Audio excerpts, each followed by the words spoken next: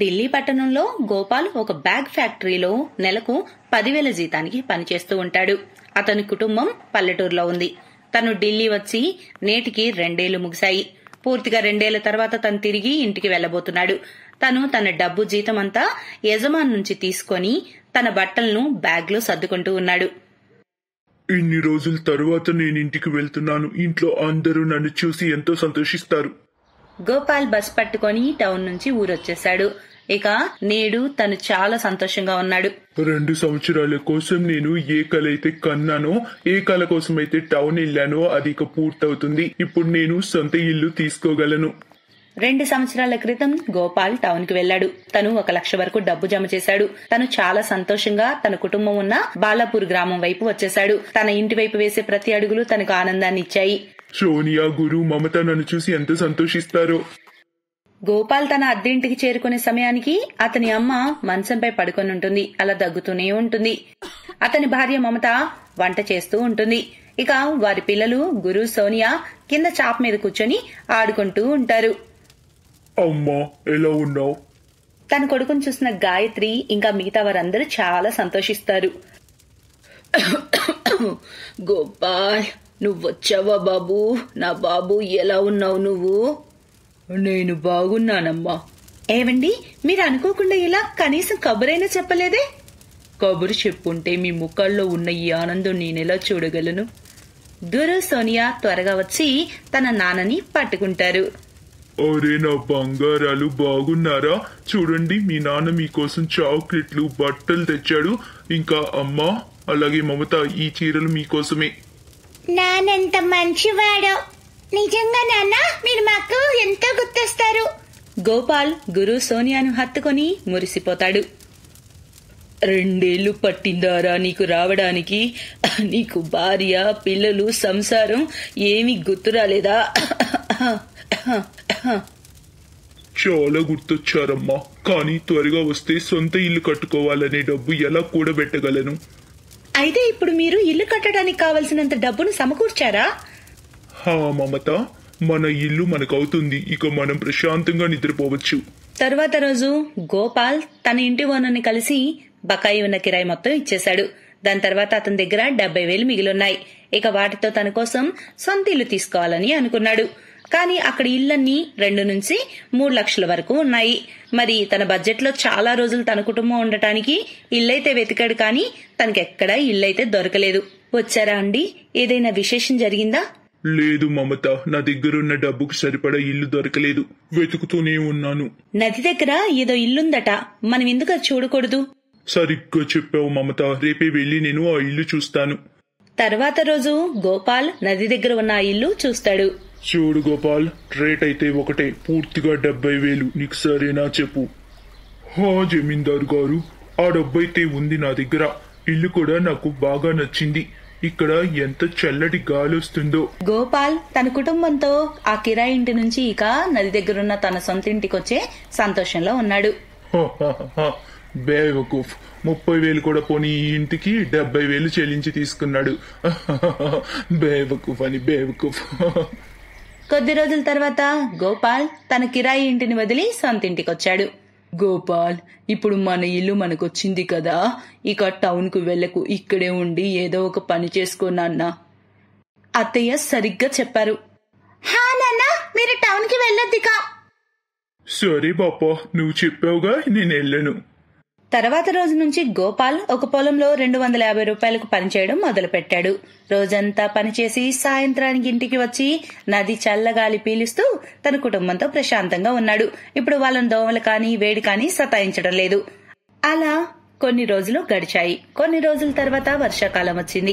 వానాకాలం కారణంగా గోపాల్ పొలంలో పనికి వెళ్లడం లేదు. ఇక 2 రోజుల క్రితం నుంచి తను ఇంట్లోనే ఉంటున్నాడు. ఆగకుండా జోరుగా వర్షమైతే కురుస్తూనే ఉంది. ఈ వర్షం ఇంకా 2-3 రోజులు ఆగేలా లేదు. వర్షం కురుస్తూనే ఉంది. ఏంటో అసలు ఇలా. సరిగ్గా చెప్పారండి. అరే, నువ్వు మట్టి పొయ్యిపై వండటం వల్ల గోడలన్నీ నల్లగా మారాయి. సరే పర్వాలేదు, మెల్లగా నేను నీకోసం గ్యాస్ కూడా కొంటాను. ఆగకుండా బయట వర్షం కురుస్తూనే ఉంది. అలా 4 రోజులుగా కురుస్తున్న వానల వల్ల గోపాల్ ఇంటి వెనుక ఉన్న నది ఉప్పొంగడం మొదలుపెట్టింది. వరద రావడం ప్రారంభమైంది. వరద నీరు వెనక కిటికీ నుంచి గోపాల్ ఇంట్లోకి పూర్తిగా వచ్చేస్తుంది. దేవుడా, ఏంటిది? నది ఉప్పొంగి నీరంతా ఇంట్లోకి వచ్చేస్తోందే. ఆ వరద నీటి ప్రవాహం వల్ల గోపాల్ ఇంటి గోడలు కూడా కూలిపోయి వాటి నుంచి వరద నీరంతా ఇంట్లోకి వచ్చేస్తుంది. ఇక గోపాల్ ఇంట్లో సామానంతా కూడా వరదలో కొట్టుకుపోతుంది. గోపాల్ కుటుంబం మొత్తం వరద నీటిలో చిక్కుకొని పోతారు. నాన్న కాపాడండి, నాన్న కాపాడండి, నన్ను కూడా. మీకేమి కాదు, నేనున్నాను. మీరందరూ గట్టిగా ఒకరి చేతులు ఒకరు పట్టుకోండి. తరువాత గోపాల్ పెద్ద దూలం ఒకటి తీసుకొచ్చి దానిపై అందరినీ కూర్చోబెట్టుకుని వరద నీటి నుంచి ఏదో ఒక విధంగా బయటైతే పడ్డాడు. అందరి ప్రాణాలు కాపాడాడు. తను ఇల్లు కూలి ఆ నదిలో మునిగిపోతుంది. అందరూ బాధపడతారు. ఏమీ తోచని స్థితిలో నిలబడతారు. ఇదంతా అసలు ఎందుకు ఇలా జరిగింది? మన ఇల్లు కూలి మునిగిపోయింది. మనం ఎలా బతకాలిగా? వర్షం కూడా ఆగట్లేదు. ఇలా అయితే పిల్లలు జబ్బు పడతారు. నువ్వు బాధపడుకు, నేనేదో ఒకటి చేస్తాను. అటు చూడు, అక్కడ గుహ ఉంది. మనందరం అక్కడికి వెళ్ళిపోదాం. అందరూ ఆ గుహలోకి వెళ్లారు. ఈ వరద నీరు మన సర్వస్వాన్ని ముంచేసింది. సంవత్సరాలు కష్టపడి నేను ఆ ఇంటి కోసం డబ్బు కూడబెట్టాను. కానీ ఇప్పుడేం మిగల్లేదు. ఇక మనకంత డబ్బు ఎప్పటికీ రాదు కూడా. మీరు ధైర్యంగా ఉండండి. 2 రోజుల వరకు అందరూ ఆకలి దప్పులతో ఆ గుహలోనే ఉంటారు. వర్షం తగ్గాక వారు ఊళ్ళోకొచ్చి అందర్నీ సహాయం అడుగుతారు. కానీ ఎవరు సహాయం చేయరు. వాళ్ళు అలా వెళ్తూ వెళ్తూ వేరే ఊరు వెళ్ళగా అక్కడ ఒక భవన్ నిర్మాణం జరుగుతూ ఉంటుంది. వాళ్లకు అక్కడ ఇటుకలు మోసే పని దొరుకుతుంది. అప్పుడు గోపాల్, మమత ఇటుకలు మోసి ఆ కూలి పని ద్వారా ఇద్దరు కలిపి 500 రూపాయలు సంపాదిస్తారు. అలా రోజు వాళ్ళిద్దరూ 500 రూపాయలు సంపాదించడం మొదలు పెడతారు. ఇక గోపాల్ ఒక పూరీలు ఏర్పాటు చేసుకుంటాడు. కుటుంబంతో అందులోనే నివసిస్తూ ఉంటాడు. అయితే ఒకరోజు తన ఊరి ఒక పెద్ద మనిషి ఆ ఊరికొస్తాడు. అతను గోపాల్ పూరింట్లో ఉండటాన్ని చూసి, గోపాల్, నువ్వు ఇక్కడ ఈ ఊర్లో ఏం చేస్తున్నావు? అప్పుడు గోపాల్ జరిగిందంతా తనకు చెబుతాడు. ఓహో, నీ విషయంలో చాలా చెడు జరిగిందయ్యా. కానీ ఆ జమీందారు నిన్ను మోసం చేశాడు. నీకు అతను ఎవరు కొనని ఇంటిని మోసపూర్వకంగా అమ్మాడు. ఆ నది నుంచి వచ్చే శబ్దం కారణంగా అతని నిద్ర తగ్గిపోయేది. అలాగే ఆ ఇంటి గోడలు కూడా బలహీనంగా అయ్యాయి. ప్రతిసారి వర్షాకాలంలో నది నీరు దాదాపు ఇంటి దాకా వస్తూ ఉంటుంది. ఈ విషయాలన్నీ జమీందారు నీకు ఇల్లు కొనే ముందు చెప్పలేదా? లేదయ్యా. సరే, రేపు పంచాయతీకి పిలిపిస్తాను. ఆ జమీందారును కూడా రమ్మంటాను. నువ్వేం బాధపడకు, నీ డబ్బు నీకు ఎలాగైనా ఇప్పించి తీరతాను. గ్రామంలో పంచాయతీ ఏర్పాటు అవుతుంది. పెద్ద మనుషులందరూ వస్తారు. నువ్వు ఈ పేద వ్యక్తిని మోసం చేశావు.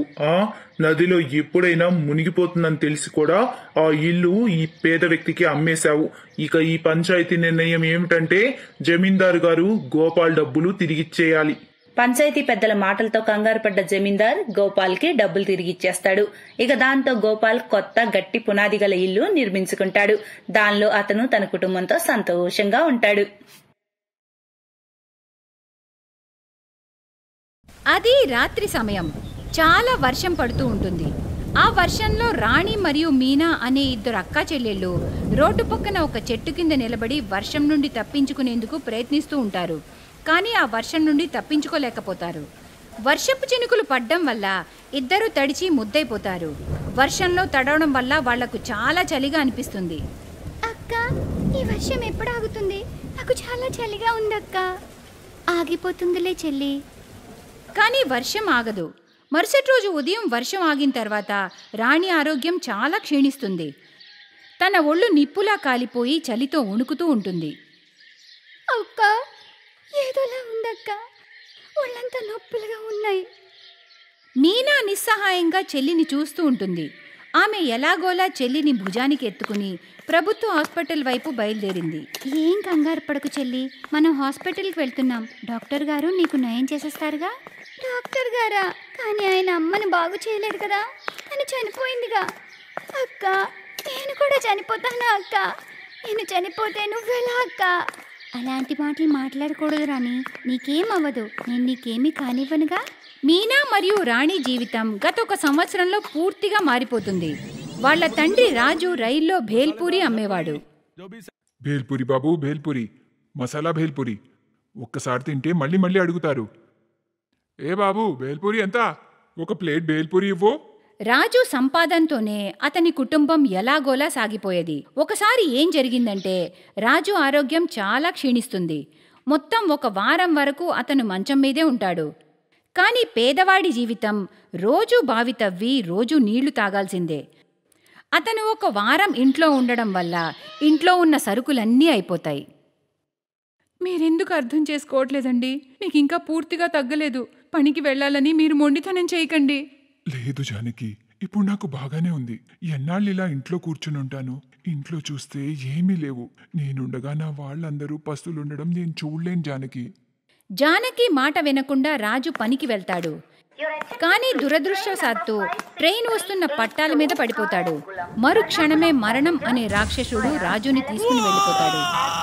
ఆ విషయం జానకి మరియు ఆమె కూతుళ్ళకి తెలియడంతో, ఎంత చెప్పాను మీకు, కానీ మీరు నా మాట వినలేదండి. ఇప్పుడు చూడండి, అంతా అయిపోయింది. నాన్నా, నాన్నా. రాజు మరణం అతని కుటుంబాన్ని కష్టాల ఊబిలోకి నెట్టేసింది.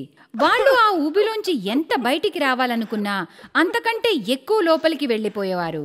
జానకి ఇతరుల ఇల్లు ఊడ్చే పని ప్రారంభించింది, కానీ ఆమెకి అక్కడ కేవలం 500 రూపాయలు మాత్రమే ఇచ్చేవారు. ఆమె ఇంటద్దే 700 రూపాయలు. ఆ డబ్బుతో ఆమె ఏం చేస్తుందని? ఒకరోజు రాత్రి చాలా పెద్ద వాన పడుతూ ఉంటుంది. వాళ్ళు నిద్రపోవడానికి సిద్ధమవుతున్నప్పుడు వాళ్ళ ఇంటి ఓనర్ గొడుగేసుకుని అప్పుడే వస్తాడు. ఓమ్మా, చాలా బాగుంది. నా ఇంటి కిరాయి డబ్బుల్ని అడగడానికి మాటి మాటికి రావాల్సి వస్తుంది. అసలు ఈ ఇంటికి ఓనరు నువ్వో తెలియట్లేదు, నేనో తెలియట్లేదు. డబ్బులు ఎప్పుడిస్తావమ్మా? అయ్యా, నేను కూడా చాలా ప్రయత్నిస్తున్నానయ్యా. త్వరలోనే మీ డబ్బులు మీకు ఇచ్చేస్తాను. అదే ఎప్పుడమ్మా? ఇప్పటికీ 3 నెలలైంది. కిందటిసారి నువ్వు అద్దె కింద 200 రూపాయలు మాత్రమే ఇచ్చావు. వాటి సంగతి ఏంటి? ఏం చేయనయ్యా, నేను పని చేసే చోట నాకు 500 రూపాయలు మాత్రమే ఇస్తారు. అవి దేనికి సరిపోవట్లేదయ్యా. నీ కష్టాలు వినే టైం నాకు లేదు. నువ్వు ఈ ఇంట్లో ఒక్క క్షణం కూడా ఉండకూడదు. తక్షణమే ఇల్లు ఖాళీ చేసేయి. ఇంకొక విషయం, ఇంట్లోంచి ఒక్క సామాను కూడా తీసుకెళ్ళడానికి వీల్లేదు. జానకి మరియు ఆమె కూతుర్లు అతన్ని చాలా వేడుకుంటారు, కానీ ఆయన వినడు. బాబాయ్, మమ్మల్ని ఇంట్లోంచి పంపించకు. మేము ఇప్పుడు ఎక్కడికి వెళ్తాం? ఎక్కడికైనా వెళ్ళి చావండి, కానీ నా ఇంట్లో ఉండొద్దు. ఒక మనిషి రాయిగా మారినప్పుడు అతని భావాలు కూడా చనిపోతాయి. ఎవరికైనా డబ్బే సర్వస్వం అయినప్పుడు ఒక వ్యక్తి యొక్క బాధ, వాళ్ళ కన్నీళ్లు మరియు వాళ్ళ బాధని అస్సలు పట్టించుకోరు. జానకి తన కూతుర్లతో కలిసి ఆ కుండపోత వానలో రోడ్డు మీదకు వచ్చేస్తుంది. వాళ్ళు ఇంట్లోంచి బయలుదేరేటప్పుడు ఇంటి ఓనర్ దృష్టి రాణి చేతుల మీద పడుతుంది. రాణి చేతుల్లో ఆమె తండ్రి ఫోటో ఉంటుంది. ఏమ్మా, నీ కూతుర్లకు అసలు సిగ్గే లేదు? ఇంట్లోంచి ఒక్క వస్తువు కూడా తీసుకెళ్ళకూడదన్నాను, మరి దొంగలా ఫోటో ఏంటి? కనికరం లేని ఓనర్ రాణి చేతుల్లో నుండి ఫోటో లాక్కుని నిప్పంటిస్తాడు. రాణితో పాటు అందరూ ఏడుస్తారు. ఏంటి అలా చూస్తున్నావు? వెళ్ళండి ఇక్కడి నుండి. ఆ కుండపోత వర్షంలో ముగ్గురు వెళ్ళిపోతారు. 1 గంట తర్వాత వర్షం ఆగడంతో ముగ్గురు ఫుట్పాత్ పైనే పడుకుంటారు. జానకి ప్రతిరోజు ఉదయం పనిలోకి వెళ్ళి సాయంత్రం తిరిగి వచ్చేది. మీనా, రాణి, చూడండి నేను మీకోసం ఏం తెచ్చానో. మీనా మరియు రాణి తన తల్లి చేతిలో ఒక పాలిథిన్ కవర్ చూస్తారు. అందులో ఒక కేక్ ముక్క ఉంటుంది. అక్కా చెల్లెళ్ళిద్దరూ ఉదయం నుండి ఆకలితో ఉంటారు. ఆ కేక్ ముక్కను చూసి వాళ్ళ నోరు ఊరుతుంది. నిజానికి వాళ్ళమ్మ పనిచేసే చోట ఆమె కుమార్తె పుట్టినరోజు. ఆ కేక్ ఆ పుట్టినరోజు పార్టీలో మిగిలిపోయినది. కానీ ఆ కేక్ వాళ్ళ అమ్మకు ఇవ్వలేదు.